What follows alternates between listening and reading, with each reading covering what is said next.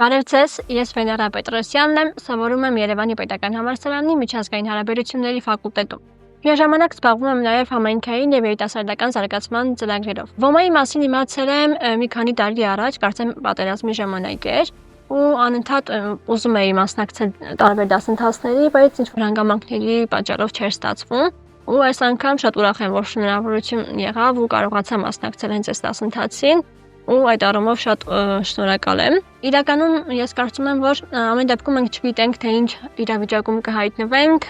ինչ կլինի ապագայում, ինչ կպահանջվի մեզնից, ու հատկապես երբ գիտենք, որ ապրում ենք պատերազմ տեսած ու պատերազմող երկրում, ու պատրաստ լինելը դժվար թե ինչ-որ մեկի սխանգարի, ու այդ առումով ես կարծում եմ, որ ոման ամենահարմար տեղերից մեկն է, որտեղ մենք կարող ենք գալ, մարզվել, պատրաստ լինել անկախ ամեն ինչից, թող մենք պատրաստ լինենք ու դրա կարիքը չլինի։ Իրականում ոմայում շատ հետաքրքիր փորձություններ եմ հաղթահարել։ Նախ ալպինիզմից ընդհանրապես գաղափար չունեի ու որ պիտի պարանով վերևից իջնեինք, այդ իրականում շատ վախենալու էր ինձ թվում։ Ու այդ փորձությունը, որ ես ձեռքս բաց էի թողնում ու ներքև էի իջնում, այդ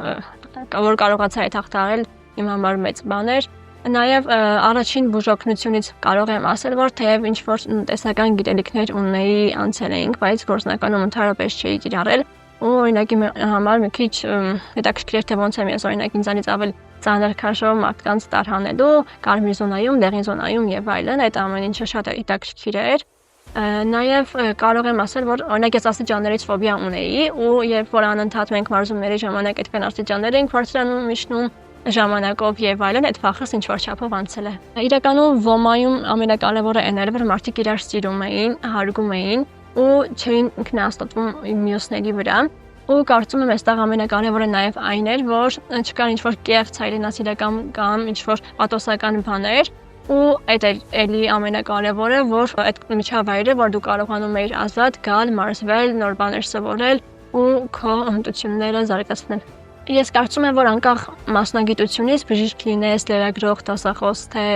օրինակ պատմաբան, պիտի միշտ պատրաստ լինես առաջինը քեզ պաշտպանելու, հետո հայրենիքիդ պաշտպանելու, ու եթե ուզում ես ինչ-որ բանով օգտակար լինել հայրենիքիդ, կարծում եմ, որ ամենահարմար տեղը ոման է։